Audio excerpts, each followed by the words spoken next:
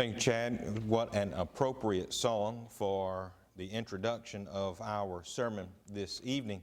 Certainly great to see each of you back this evening, and hope you had a wonderful afternoon. Maybe you got a bit of a beauty nap. Scott probably did not, more of a power nap probably.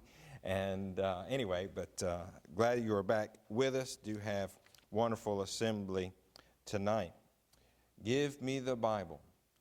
That particular song has been with me all of my life. And really for those who have, as we typically say, grown up in the church, it has been with us for all of our lives. That was the opening song to Dad's radio program in Sylvania, Georgia in 1976. And he had that program, I think, for about 3 years, 76 to 79. And every time, every week, then that program opened with the singing of Give Me the Bible. So I've heard it a lot in my day. And yet it is such a powerful song, it still teaches us. It has not lost anything, not lost any power whatsoever.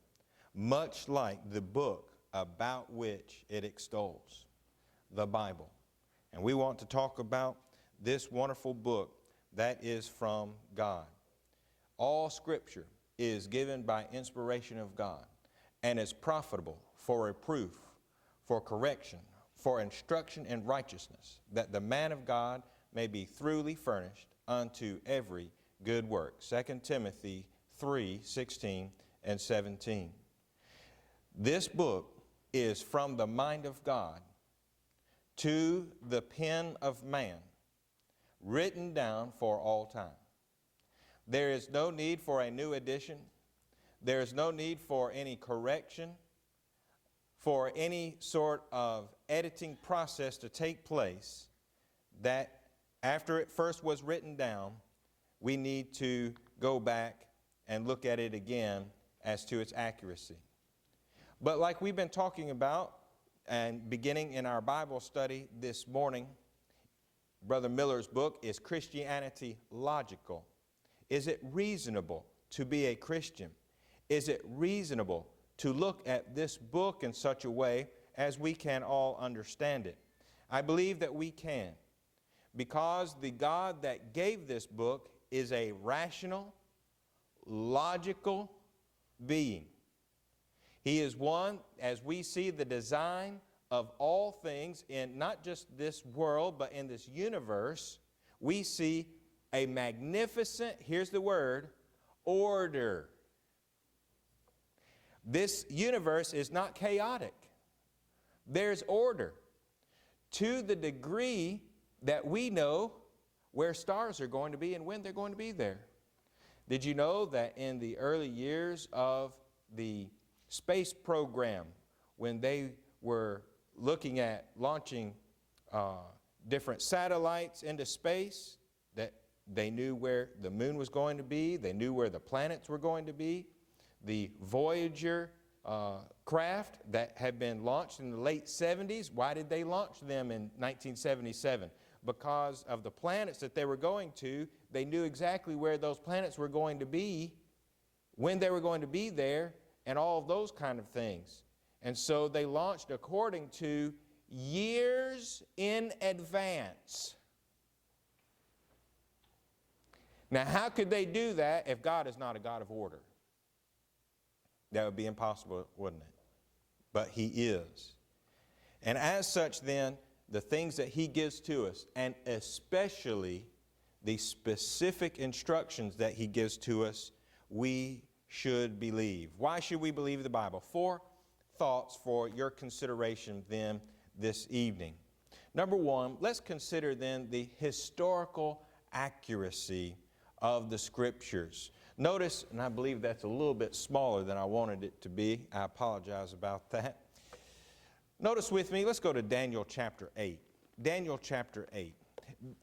And this particular passage, we actually are looking at 2 things sort of at once, which is really why I wanted to get to this particular passage.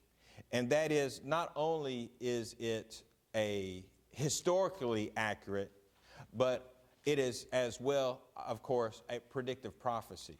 So it actually combines the two together.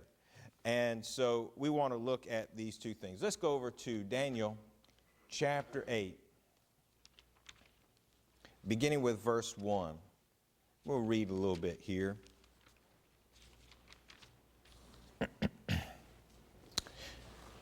Now recall, Daniel, as a late teenager, left Jerusalem, taken by the King Nebuchadnezzar into Babylonian captivity. And here, toward the very end of the Babylonian captivity, here we have in the 3rd year of King Belshazzar. Now Daniel has changed kings. Nebuchadnezzar has already passed away. Belshazzar then has taken over. In the 3rd year of the reign of King Belshazzar, vision appeared unto me, even unto me Daniel, after that which appeared unto me at the first. When I saw a vision, and I saw in a vision, and it came to pass when I saw that I was at Shushan in the palace, which is in the province of Elam. And I saw in a vision, and I was by the river of Ulai. Now it might be noted that Daniel was in Babylon. He went to Babylonian captivity. But Shushan was not the capital of the Medes and the Persians. Babylon was not the capital of the Medes and Persians. Shushan was the capital of the Medes and Persians. Now note, in the vision he was where? In Shushan. That's the capital of Medes and Persians. Go verse 3. Then I lifted up mine eyes and saw, behold, there stood before the river a ram which had 2 horns. And the 2 horns were high, but one was higher than the other, and the higher came up last. I saw the ram pushing westward, northward, southward, so that no beast might stand before him, neither was there any that could deliver out of his hand. But he did according to his will and became great. Now let's note that these things are a vision. They are not literal. This is telling a story in an allegorical picture kind of a way. It is not meant to be literal, as is in this with this particular language. So here you have a ram. Have you ever seen a ram with 3 horns, by the way? I don't know. Maybe you've seen a ram with 2 horns. One's a little bit longer than the other, but typically they're of the same length. Verse 5. I was considering, behold, a he-goat came from the west on the face of the whole earth, and touched not the ground, and the goat had a notable horn between his eyes. And he came to the ram that had 2 horns, which I had seen standing before the river, and I ran unto him in the fear of his power. And I saw him come close unto the ram, and he was moved with choler against him, and smote the ram, and brake his 2 horns. And there was no power in the ram to stand before him, but he cast him down to the ground, stamped upon him. There was none that could deliver the ram out of his hand. Therefore the he-goat waxed very great, and when he was strong, the great horn was broken. For it came up 4 notable ones toward the 4 winds of heaven. And out of one of them came forth a little horn, which waxed exceeding great toward the south, and toward the east, and toward the pleasant land. And it waxed great even to the host of heaven. And it cast down some of the host of the stars of the ground, and stamped upon them. Yea, he magnified himself even to the prince of the host, and by him the daily sacrifice was taken away, and the place of his sanctuary was cast down, and an host was given unto him against the daily sacrifice by reason of transgression, and it cast down the truth to the ground, and it practiced, and it prospered. Well, there's a lot going on here, isn't there not? Here you have this he-goat that comes out of nowhere. Well, he's really coming out of the west toward the ram, but he's not even touching the ground. In other words, he's going very fast. And he goes against the ram, and he defeats the ram as though it was not even there. And yet the he-goat that has the 1 horn, that it's broken, and 4 come up into its place. How interesting. And then there's 1 little horn that comes up, and it does all manner of unspeakable things. What is he talking about? Let's go down to, about verse 20 or so. The ram which thou sawest having 2 horns are the kings of Media and Persia. Now, is there anything that needs to be said about who is represented by by these things. You see, the Bible is its own best interpreter here, is it not? It already tells you. We do not have to guess. What is the ram and those two horns? The Medes and the Persians. And really, it tells you, if you go back into history, it tells you that the Medes were the ruling class at first and the Persians were subservient. And ultimately, the Persians came up and against the Medes, and then it became the Medo-Persian Empire. Cyrus then became the first Medo-Persian king. He was Persian, you see. Okay, let's continue on. So we know who the ram was. The Medes and Persians, verse 21. And the rough goat, the he-goat, is the king of Grecia. Now, who was the first great king of Greece who went through the land of the Medes and Persians like lightning?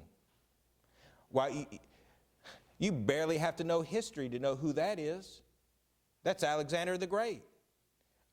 It is so clear, it would take help to misunderstand that, folks.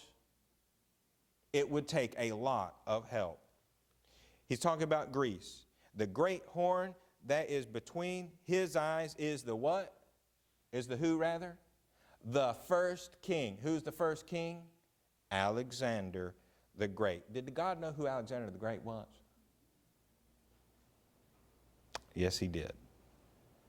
Now that being broken, verse 22, whereas four stood up for it, 4 kingdoms shall stand out of the nation, but not in his power. What happened to the Greek Empire? Alexander the Great, when he was 33, caught fever and died. And there was not a successor. And so the Greek Empire split into, it was multiple, but there were 4 main groups, 4 powerful groups. But the ones that were the Seleucids were in the southeast where Canaan is.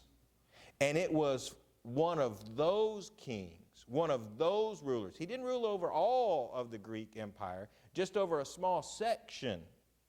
And that's Antiochus Epiphanes IV.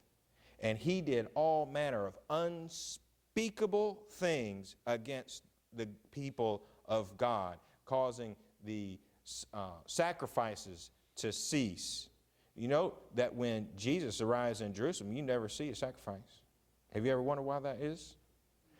Because about 150, 175 years before the Lord arrived on the planet, Antiochus Epiphanes IV was there.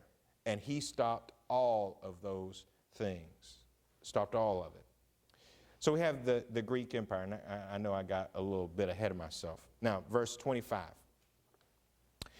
And through his policy, he also shall cause craft to prosper in his hand, and he shall magnify himself in his heart, and by peace shall destroy many. He shall also stand up against the prince of princes, but he shall be broken without hand. And the vision of the evening and the morning, which was told, is true. Wherefore shut thou up the vision, for it shall be for many days.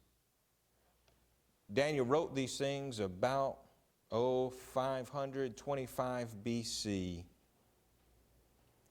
And we're talking about things that happened. Antiochus Epiphanes IV was around 175 BC. Now, there's no doubt when Daniel was written.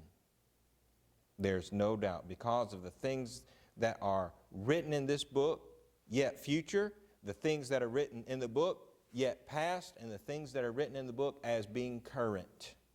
There's no doubt as to when this book was written. And yet everything historically came to pass just the way God said that it was going to come to pass. One more, since this was all in the Old Testament and the accuracy of history there, what about the New Testament? Is it accurate? Well, let's just take the physician Luke. He is a Gentile, a Greek individual, probably well-traveled. But you know, I've been to many places in the world. And every once in a while, I'll think about a particular place that I've been to or perhaps would like to go to. Yeah, where is that? That's, that's just west of the southeast of the north of that place. That's where it is. And I was wrong on all accounts. So we can think that we know where a place is geographically. And then when we look at it on a map or, in where it really is, it's not where we think it should be. Because, by the way, roads don't always go straight, do they? Roads are curvy and they change directions even though you're unaware of how those roads go. And so you think I-95 goes due north and south, but guess what? It most certainly does not do that. And so you think, okay, well, where is Dunn in relation to Fayetteville? Oh, it's due north, because you get on 95, you go up north, and there's Dunn. Well, Dunn is not due north of Fayetteville, North Carolina. I'm going to tell you that. It is northeast, quite a bit northeast, as a matter of fact. But see, that's where the accuracy, even today, is not 100%. But what about Luke? Every time he talks about a city, place, or a person, a nation, city, or person, he is always correct. And this is in a time where the world itself is in flux. We think we have problems with borders and people coming and going. Look, we don't know anything compared to what's going on in the Roman Empire in the first century. We have no clue, because Luke mentions 32 countries. 32. And you just go ahead and start with Acts chapter 2, verses 9 through 11. All of the countries that are mentioned as those people that are present on the day of Pentecost. He mentions 54 cities, the majority of which he was not present, but Paul, Barnabas, Mark, and Silas went to all of these cities in Israel, all the way up into Asia Minor, and then into Greece. Then, not only did he mention those things, he mentioned 9 Mediterranean islands. Guess what you could do? You could go this very hour, and if you have your handy-dandy phone there, you can Google every single island, and guess what? It's exactly where Luke says that it is. When you take the travels of Paul and where he's sailing, Luke wasn't with Paul everywhere he sailed, folks.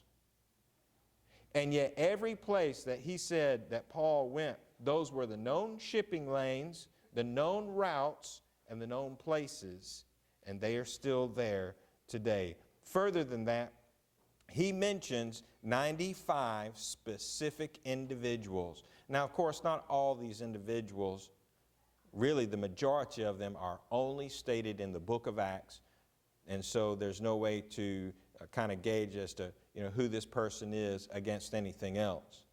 But all the ones that are cross-referenced and can be cross-referenced are always accurate where they should be, when they should be there. And there are a lot of moving pieces in the New Testament as far as where this person is and where that person is. Just think of, let's take the couple, Aquila and Priscilla. Where did they start? Well, they actually probably started in Jerusalem, and then they were in Rome, but then they got kicked out of Rome, and so then they were in Ephesus, and then were they in Corinth? And then they went to, you see what I'm saying? I've already messed up. But Luke didn't. And every time he mentions, and that's just one couple, we could mention so many different individuals that Luke mentions in the book of Acts. You cross-reference that with other writings of the Apostle Paul or others, that person is right where they're supposed to be when they're supposed to be there. And so the historical accuracy, there was one I believe it was Sir William Ramsay in the late 1800s, that could not believe that everything that Luke said was correct. So he actually set out to disprove Luke and the book of Acts because he was not a believer in God and the Bible. Guess what he found out? Luke is the greatest historian of all time. That's what he found out. I think Luke had a little help. What do you think? That it was not Luke, but it was the Holy Spirit that led him to be that accurate. Number two, scientific foreknowledge. And we're just going to kind of roll through these. I want to mention these, and on your own time, please, I want you to look these things up, delve a little bit into them, but really we're going to really just kind of touch and go. Scientific foreknowledge. Things that the ancient people were doing that really they should not. If you go back into the ancient Egyptian medical books and practices, it would disgust you. You would think there's no way that human beings, I don't care how old, ancient, whatever, that they actually practiced these things. Now, just think, the ancient Egyptians were so good at embalming, we still have the carcasses and the bodies and the mummies to this day, and they're really old. I mean, you got to admit, that's pretty good.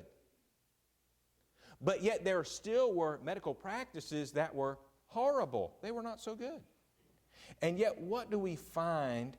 Remember now, the children of Israel were influenced by the Egyptians because they were in Egypt for a good while. And you are not close to a society for that long without adopting some of those practices, and and the fish and the leeks and onions and things like that too, right? Now, what about soap? Numbers 19, 5 through 6. The children of Israel had lye soap. Today we would call it lava. You know, that old lava soap?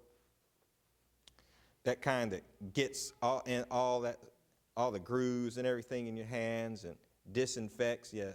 Well, there is a recipe, and you can find it in Numbers 19, 5 and 6, a recipe for antibacterial lava soap. See, Moses wrote that, Numbers 19 there. Oh, that would have been about, what, 1500 BC? Amazing. The recipe was there the whole time. What about touching the dead? That's verse 11. If a person touched a dead body, then they were unclean for 7 days. And on the third day and seventh day, lava soap. If they didn't do that, they remained unclean. If they refused to wash their hands and their bodies after they touched somebody that was dead, they were cut off out of the nation. And that's how serious it was. Well, guess what medical practice was even up to the 19th century? The medical practice was that medical doctors would touch dead bodies, carcasses, and then go right and perhaps they might swish their hands into a little bit of water that was shared by all the other people, doctors or whatever, in that particular area. And then they would perform operations on living people. And they were wondering why all these people were dying. Specifically, why women were dying in childbirth or right after childbirth. Why is this taking place? Well, you're touching dead people and then you're delivering children. You see, we're thinking, wouldn't do that. But they didn't have this idea of germs. And yet, God knew about germs, didn't he? And he prevented the people then from doing those things that would harm them, even though they had no idea. Soap, touching the dead. What about quarantine? That was not a popular practice, nor was it done until Leviticus 13:46. primarily because of the disease of leprosy. It was a communicable disease. You touch an individual that has leprosy, voila, you got it too. And you didn't always know that they had symptoms of leprosy when you touched them. Most of the time you did. But when you found out, oh, I've got leprosy, guess what? Quarantine. You've got to stay away from the rest of the people.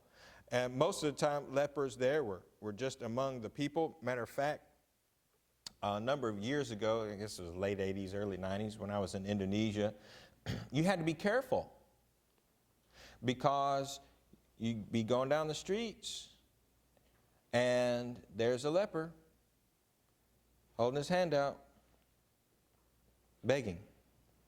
They can't get a job, but yet they're still in society. And so you kind of throw them some money. That's about all. You're not going to touch them, though. I didn't touch a leper. That would not be a good situation. They still exist even to this day, even though it's not near as bad as it used to be. Quarantine. What about circumcision? Now, this one goes way back. This one goes back much further than Moses, because this goes all the way back, Genesis 17:12, to Abraham. So now we're looking at about 2000 BC. And what does God tell Abraham to do? He says, I want you to take your son Isaac on the 8th day of life and circumcise him. Why? Because, of course, circumcision is a cutting of the flesh. Then, because there is a cutting of the flesh, there's going to be bleeding. As such, then, what helps the blood to clot? It's a particular vitamin called vitamin K. You need it. Guess what happens on the 8th day of life? You have more than 100% of vitamin K in the body. And so, if you are cut on the 8th day of life, we've got more than plenty of vitamin K to make sure that your blood clots. How did Abraham know that? Was the 8th day just arbitrarily given to him? Why not the 1st or 2nd day? Why did he have to wait to the 8th day? Abraham didn't know, did he? We do. Now, today, we don't wait till the 8th day, but today we have the old shot.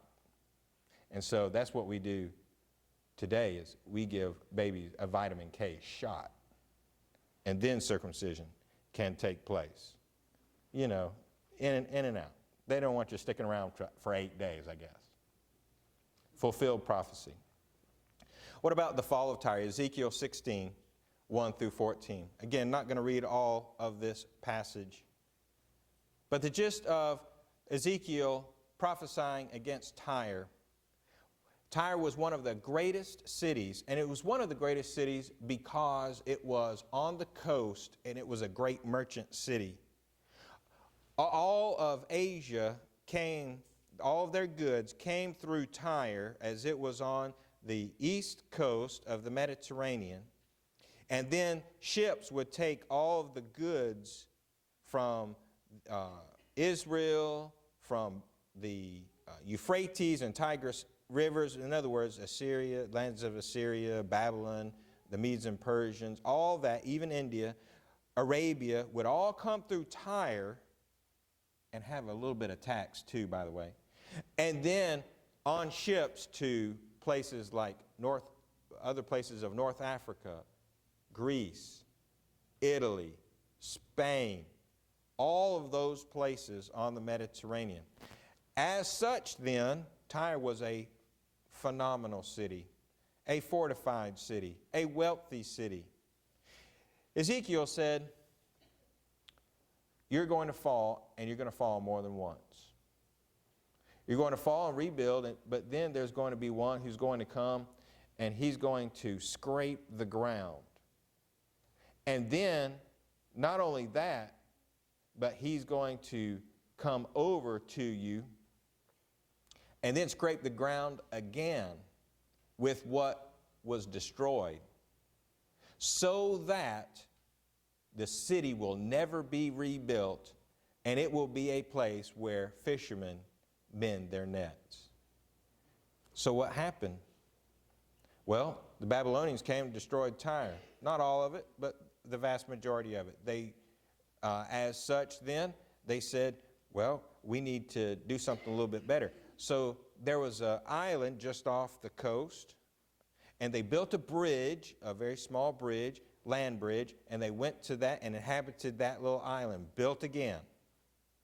Alexander comes along a little bit later, and guess what he does? He takes all of the rubble from the original city, he throws it into the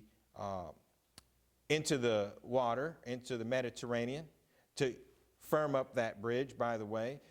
The Greeks come over that bridge, wipe the new Tyre off the face of the map, and now only fishermen mend their nets in that particular place to this day. Guess when Tyre is going to be rebuilt? Well, the Bible over 2,000 years ago said never. I'm going to go with that one.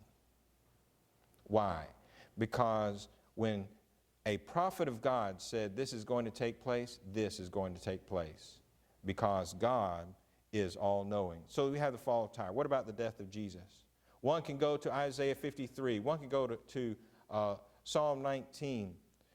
One can go to various other Psalms in Scripture. Isaiah 35, Micah chapter 2, Joel chapter 2, various other passages of Scriptures that talk about the death, burial, and the resurrection of Jesus Christ, that talk about even, such as Micah, the birthplace of the Lord. Over 300 prophecies given of Jesus the Christ. And how many of them came true? Every single one. Every one. As such, the Old Testament needs to be believed. And we should look at it as it is, the Word of God. Proof of a prophet? If the prophecy comes true, Jeremiah 28 and verse 9, that is a prophet of God. If your prophecy doesn't come true, you're not a prophet of God. How many prophecies that need to not turn out to be true does a prophet need in order to be a false prophet? Just one. We have these, I believe, Nosferatu, is that right? Prophecies and foretellers or whatever, vague things that are said. Look, that's a false prophet. That's a false prophet. There are prophecies made that did not come true. He's not a prophet of God. And then finally, let's look at why we should believe the Bible. Because of the unity of the writers. How many writers? There were 40 penmen, about 40 penmen of the Scriptures. 66 books, 39 in the Old Testament, 27 in the New Testament. 3 languages. I was just at Polishing the Pulpit past week or two ago and was privileged to sit in a lecture discussing the Dead Sea Scrolls. Fascinating lecture. I believe that the brother that did that did an excellent job, wonderful scholarship, and he brought some things to mind. One thing he did not talk about, so of course I had to talk to him personally after the lecture was over. How many languages were found in the Dead Sea Scrolls? Now you have to remember that the Dead Sea Scrolls not only contained the Bible, but they contained writings of all sorts. Day-to-day activities, diaries, things like that. Just regular thoughts, regular transactions, as well as Scripture. And so there were 3 languages found even amongst the Dead Sea Scrolls: Hebrew, Aramaic, Arabic, and Greek, Koine Greek specifically. And so those are the 3 languages that the Bible is written in. It depends on where you put the book of Job, by the way. About 1,600 years from Job to John. You have about 1,600 years. Various backgrounds, personal circumstances. You have those who were educated like Luke, Paul, Moses, individuals such as that. Then you had fishermen like John, Peter. You have all manner of individuals that had various backgrounds, all writing the Scriptures. And guess what? Not one contradiction. Not one. They all say the same thing. And there is throughout the Scriptures one crimson thread that is found on each page of this wonderful book. And that crimson thread is the scheme of redemption, God's plan for buying man back. That is what the Bible gives to us. Why should we believe the Bible? We should believe it because it is reasonable and logical to believe it. It is right to do so. But we should also believe it because this is our map to go from here to heaven. How does one go to heaven from here? By trusting in Jesus the Christ, that He came to this earth, that He died on the cross, shedding His blood, so that God would look down, Isaiah 53, at the travail of His soul and be satisfied. And so because of that shed blood, when I come in contact with that blood, salvation can be secured. Through my hearing of the gospel, believing of it, through repenting of my sins, confessing that very Christ, that He is the Son of God, through baptism, immersion into water for the remission of my sins. If you have not done that, please do that this very hour. If you have and yet you have strayed away and you need to come back to the Lord, why don't you do that right now while we stand and while we sing. When we walk with the Lord in the light of His word, what a glory He sheds on our way. While we do His good will, He abides with us still, and will all who will trust